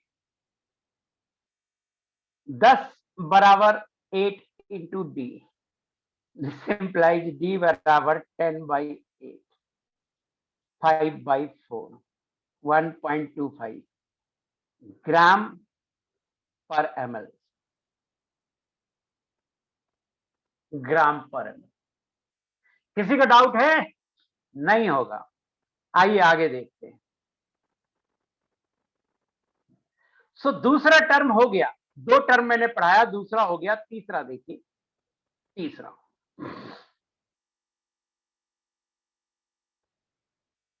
Percentage volume by volume.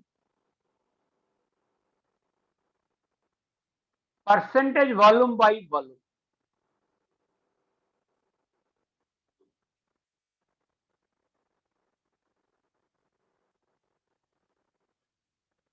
एक चीज और, एक चीज और, परसेंटेज बाई वॉल्यूम में मैं एक और बात लिख दूं कि if an aqueous solution of NaOH is 10% by volume,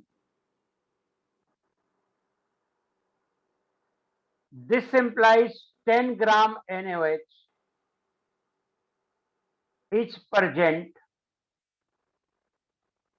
in 100 ml solution। ध्यान दीजिए, ध्यान दीजिए, 10% बाई वॉल्यूम है। स्टार्ट कर रहे हैं 10 ग्राम और वॉल्यूम ले रहे हैं 100 ml। ध्यान रखिए, ध्यान रखिएगा। और ये काफी इंपॉर्टेंट लाइन है। जैसे ही क्वेश्चन में ये लाइन गिवन हो, आप उसे इस लाइन में कन्वर्ट कर दो तो आपके पास 2 डेटा आ जाएगा। मास ऑफ सोल्यूट आ जाएगा और वॉल्यूम ऑफ सॉल्यूशन आ जाएगा। 2 डेटा आ जाएगा। इससे क्या होगा? आपको प्रॉब्लम बनाने में सुविधा होगी। अब देखिए परसेंटेज वॉल्यूम बाई वॉल्यूम। ये बराबर होता है बेटा volume of solute upon volume of solution into 100।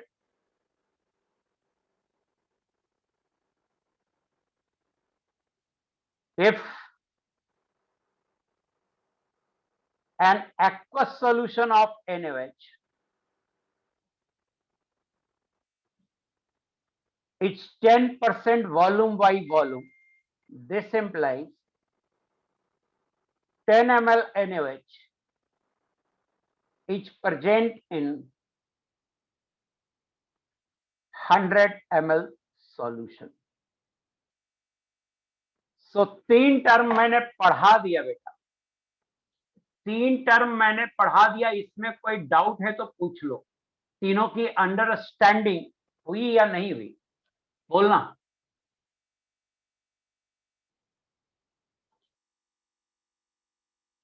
Yes, very good, very good. कि तीनों की अंडरस्टैंडिंग हुई। फोर्थ है, फोर्थ टर्म आपको पढ़ाया हुआ है। फोर्थ है मोल फ्रैक्शन या मोल फ्रैक्शन। इसको अपन एक्स से डिनोट करें and mole percent. Fourth term है। ऊपर कितना नंबर का टर्म है ये? 4th year. देखिए मान लेते हैं कि स्मॉल n है मोल्स ऑफ सॉल्यूट, लेट, और कैपिटल N है मोल्स ऑफ सॉल्वेंट। तो जानती हो, बोलो ना, मोल फ्रैक्शन होगा, mole fraction of solute, x solute होगा बेटा छोटा n अपॉन बड़ा N प्लस छोटा n, और कसम से झूठ नहीं बोल रहा हूं, एक्स सॉल्वेंट होगा बेटा बड़ा N अपॉन बड़ा N प्लस छोटा n। और एक बात और बोलूं, x solute plus x solvent, झूठ नहीं बोल रहा हूं, ये होगा 1, जहां एक्स है मोल फ्रैक्शन। आई होप आपको समझ में आ गया होगा, ये हम पहले भी बता चुके हैं, मोल फ्रैक्शन पहले भी बता चुके हैं। तो मुझे बताइए कि आपको समझ में आया या नहीं आया। हाँ, मुझे एवरीवन करने की आदत है, बट सुबह सुबह आज एक बच्चे ने फोन किया कि सर मैं मोबाइल से ही देख पाता हूँ, और एवरीवन करते हैं तो मैसेज से मैं बहुत डिस्टर्ब हो जाता हूँ।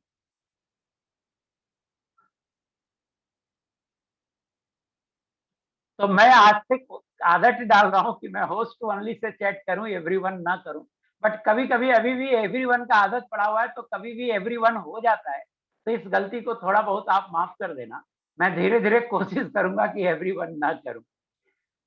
एवरीवन करने के पीछे मेरा लॉजिक था कि आप जो लिखते हैं वो सबको पता चले, सिर्फ मैं ना मुझे ना पता चले, सबको पता चले। बट ठीक है, अगर आपको ज्यादा डिस्टर्बेंस है तो मैं एवरीवन नहीं करूंगा। अभी आदत के हिसाब से कभी कभी हो जाता है, उसके लिए सॉरी। 2-3 दिन में ये ठीक हो जाएगा।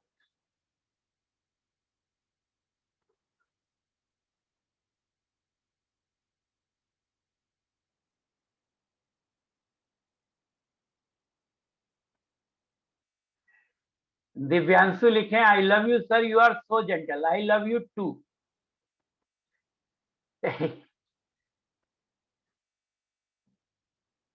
हाँ ठीक है, थोड़ा मैं रेस्ट 1 मिनट का चाहता था। सो मोल फ्रैक्शन समझ में आ गया। मोल परसेंट तो कुछ नहीं, मैं पहले ही बोल चुका हूं। फ्रैक्शन और परसेंट में इतना ही अंतर है कि फ्रैक्शन का मतलब होता है 1 में कितना, और परसेंट का मतलब होता है 100 में कितना। तो जब मोल परसेंट निकालना हो, मोल परसेंट ऑफ सॉल्यूट निकालना हो, तो झूठ नहीं बोलना, क्या करेंगे, एक्स सॉल्यूट इंटू 100 करेंगे। और मोल परसेंट ऑफ सॉल्वेंट निकालना हो, फिर से झूठ नहीं बोलना, क्या करेंगे, एक्स सॉल्वेंट इंटू 100 निकालेंगे। तो ये आपको पता है, इसमें कोई बड़ी बात नहीं। आगे बढ़ते, जो नेक्स्ट कंसंट्रेशन टर्म है और जो सबसे ज्यादा इंपॉर्टेंट कंसंट्रेशन टर्म है 5वां, और वो है मोलरिटी। 5th देखते हैं, मोलरिटी। केमिस्ट्री में इसे मोलरिटी या इसी को बोलते हैं कंसंट्रेशन भी बोलते हैं। ये सारे कंसंट्रेशन टर्म है, बट मोलरिटी को कभी कभी कंसंट्रेशन भी बोलते हैं। और मोलरिटी को डिनोट करते हैं कैपिटल एम से, मोलरिटी को डिनोट करते हैं कैपिटल एम से। कंफ्यूज मत होना, capital M molar mass use करते हैं और कैपिटल एम मोलरिटी भी यूज करते हैं। तो आपको ध्यान रहना चाहिए कहां पे मोलर मास है और कहां पे मोलरिटी है, हो जाएगा ध्यान।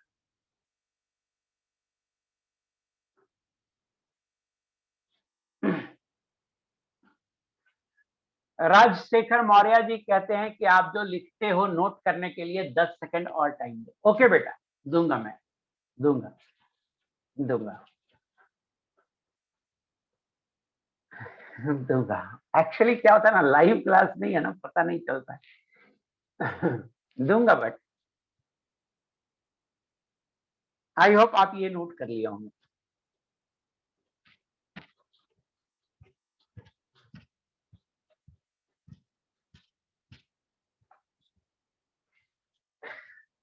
हाँ, अब तो नोट कर ही लिए होंगे। आगे बढ़, ये बहुत इंपॉर्टेंट कंसंट्रेशन टर्म है, ये इतना इंपॉर्टेंट कंसंट्रेशन टर्म है कि इसका पीछा किसी चैप्टर में नहीं छूटेगा, हर चैप्टर में ये आएगा, हर चैप्टर में ये आएगा। आप हो सकता है 10th क्लास या 9th क्लास में इसे पढ़े भी होंगे, बट मेरा उससे मतलब नहीं आप पढ़े हो या नहीं पढ़े हो, मैं अभी पढ़ा रहा हूं, अभी सीखिए, अभी सीखिए इसको, पहला पॉइंट। दूसरा पॉइंट, 1 महीना मोल कॉन्सेप्ट खत्म हो गया, बच्चों ने, कुछ बच्चों ने अपना कॉन्सेप्ट डेवलप नहीं किया, अभी तक लॉ ऑफ स्टोइकोमेट्री नहीं लगाने आया है। या तो बेटा आप या तो सीख लो, या आप आके एक बार मेरे से मिल लो, मैं 2 थप्पड़ लगा दूंगा तो तुम सीख जाओगे। सो प्लीज प्लीज आप जल्दी से सीखो मोल कॉन्सेप्ट को लगाना, वो भी हर चैप्टर में यूज होगा, उसमें एक ही पॉइंट का थ्योरी है, लॉ ऑफ स्टोइकोमेट्री लगाने आना चाहिए बस। अब देखो मोलरिटी की बात करते हैं।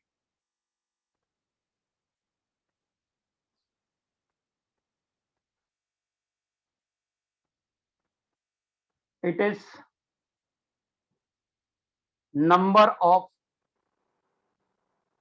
moles of solute present in 1 liter solution। ये डेफिनेशन है, और इसी डेफिनेशन को मैं फॉर्मूला में चेंज कर देता हूं, बट कोई फॉर्मूला नहीं है, ये डेफिनेशन ही है। मोलरिटी m क्या है? Number of moles of solute n divided by volume of solution in litre. ये फॉर्मूला हो गया। n क्या है? n है number of moles of solute, या इसको लिख सकते हैं number of millimoles of solute. Mole को मिलीमोल में चेंज कर दिया, तो ऊपर जब मिली कर दीजिएगा तो नीचे वॉल्यूम ऑफ सॉल्यूशन लेना होगा ml में। या देखिए, मोलरिटी होगा number of moles of solute divided by volume of solution in litre, या ऊपर अगर मिली मोल लेंगे तो नीचे वॉल्यूम मिली लीटर में ले। या देखिएगा, मोलरिटी होगा number of moles of solute, नीचे वॉल्यूम ऑफ सॉल्यूशन ले रहे हैं, लेना किसमें चाहिए? लीटर में, ले रहे हैं एमएल में, तो जब एमएल में लीजिएगा तो इसे लीटर में कन्वर्ट करना होगा, और लीटर में कन्वर्ट करने के लिए 1000 से डिवाइड करेंगे, ये 1000 ऊपर चला जाएगा। तो ये फार्मूला भी हम यूज करेंगे।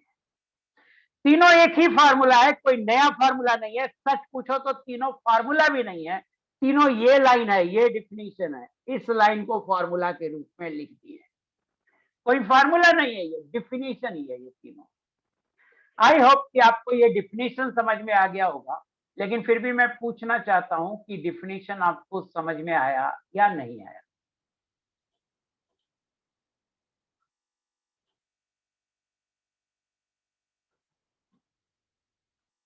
कोई भी, अभी तो आप एकदम रट लो बेटा।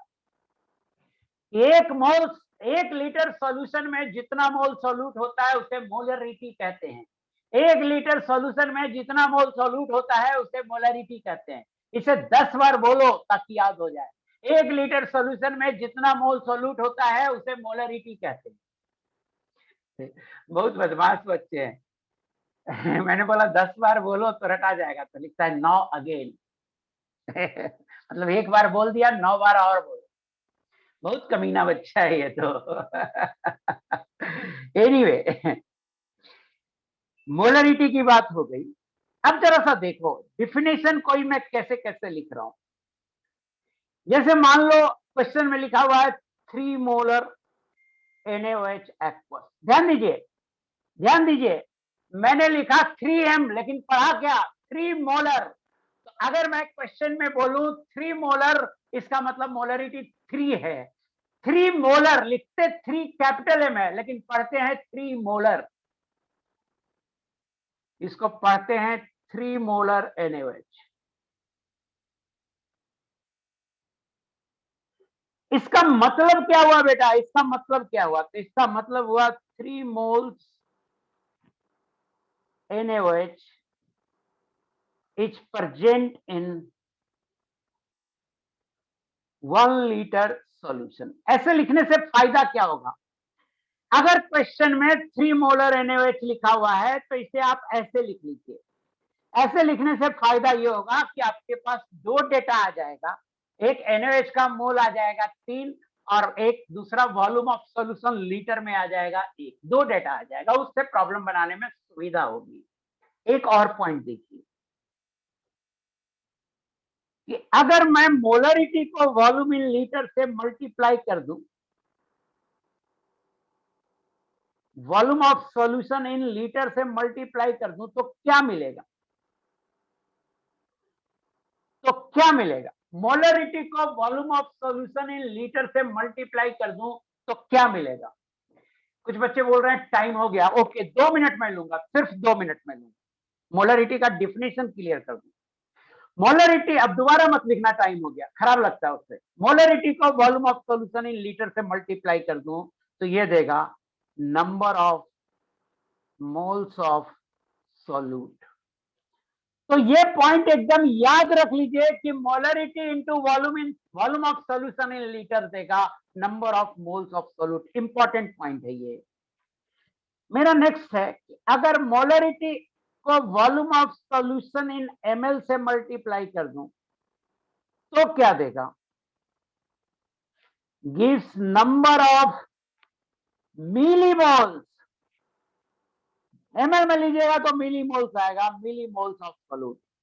ये दोनों पॉइंट आप याद रख लीजिए कि मोलरिटी को volume of solution in litre से मल्टीप्लाई करते हैं तो number of moles of solute आता है, और मोलरिटी को volume of solution in ml से मल्टीप्लाई करते हैं तो number of millimoles of solute आता है।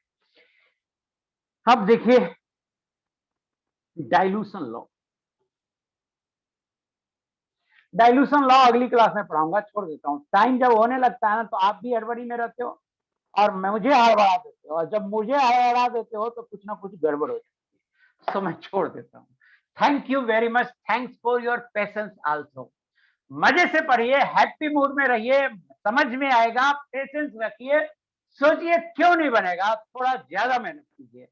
आप सोचिए खिलाड़ी लोग, इतने पैसे होते हैं, इतने मिल जाते हैं, फिर भी वो 16-17 घंटे प्रैक्टिस करते हैं। तो आप तो 16-17 घंटे पढ़ ही सकते हैं। एक कह रहा है मोल परसेंट गलत लग रहा है। कौन सा मोल परसेंट गलत लग रहा है तुमको भाई?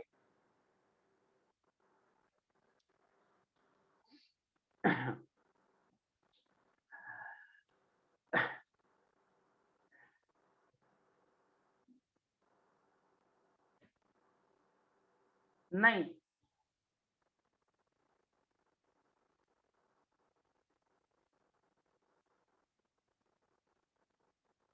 ठीक तो है, कहां दिक्कत है? सारे सही है बेटा।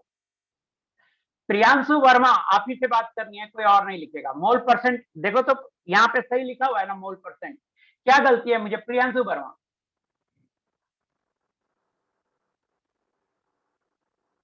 सब कुछ तो सही लिखा हुआ है यार, कुछ भी मत बोलते रहो। ये number of moles of solute है, ये number of moles of solvent. तो सोल्यूट और सॉल्वेंट ये हो गया टोटल मोल, और ये हो गया मोल्स ऑफ सोल्यूट। ठीक तो है, क्या दिक्कत है?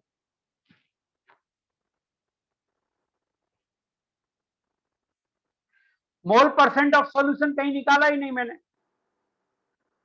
मोल परसेंट ऑफ सॉल्यूशन मैंने कहीं निकाला ही नहीं।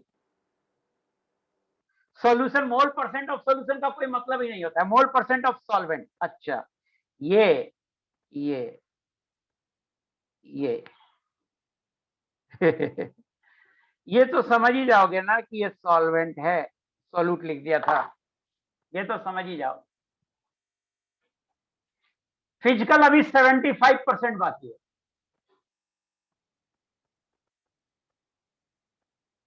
इतना तो समझ ही जाओ। हाँ, 25% खत्म हो गया है, अभी 75%। टेस्ट का लेवल अच्छा होगा, मुझे लगेगा कि अगर कोई स्पेशल डीपीपी देने की जरूरत है तो मैं दे दूंगा, और नहीं जरूरत है तो नहीं दूंगा।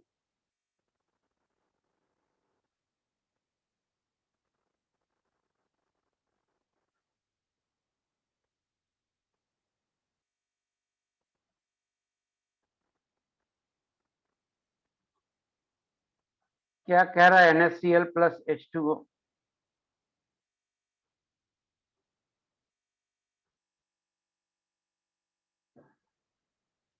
कहाँ रॉन्ग है?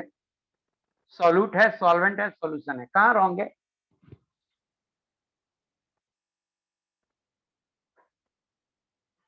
अक्टूबर 31 अक्टूबर तक पूरा फिजिक्स केमिस्ट्री मैथ पूरा खत्म हो जाना चाहिए। 15 दिन आप और जोड़ सकते हो उसमें, मेरा जो लगता है, मुझे जो लगता है।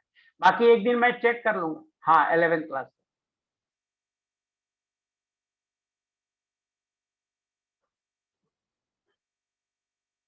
हाँ, वरुण मालवीय सही तो है। यहाँ NaCl एक्वस लिखा हुआ है,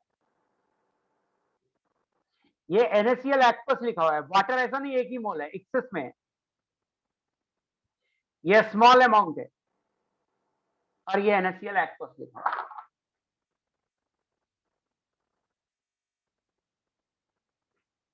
हाँ, लेफ्ट हो सकते हैं, लेफ्ट होना है।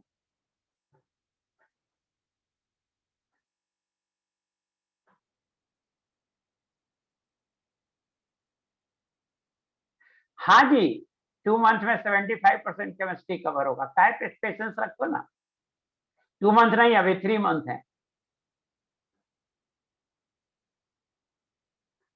भाई पढ़ोगे तो याद रहेगा फंक्शनल ग्रुप, नहीं पढ़ोगे नहीं याद होगा। एक्चुअली फंक्शनल ग्रुप ये सब चीजें ऐसी है, मोल कॉन्सेप्ट ये सब चीजें ऐसी हर चैप्टर में यूज होता है, तो आपको तो बस पढ़ते जाना है। बाय बाय एवरीवन, पढ़ते जाना है, पढ़ते जाना है, हर जगह यूज होता है, तो याद हो जाएगा।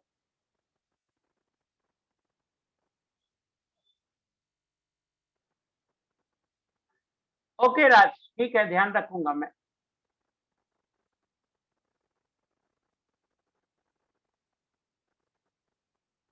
रिवीजन का अलग से टाइम मत खोजो, जब भी आपका टेस्ट होता है आप एक बार रिवाइज कर लो।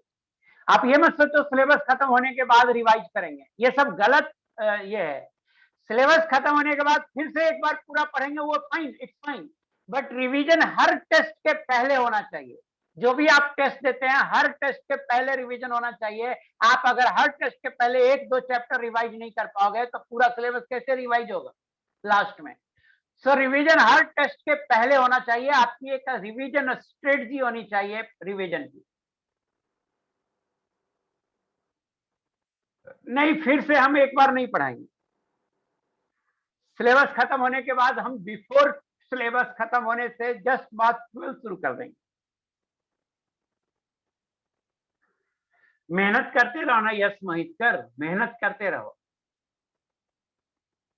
मेहनत करते रहो ना, रिजल्ट की चिंता 1.5 साल बाद करनी। हाँ, बाय एवरीवन। अच्छा, रिवीजन, केमिस्ट्री की रिवीजन के बारे में अगली क्लास में बताऊंगा, जब सारे बच्चे होंगे। एक ही तरह की बातें बार बार आती हैं, अगली क्लास में बताऊंगा। Bye everyone, bye bye bye.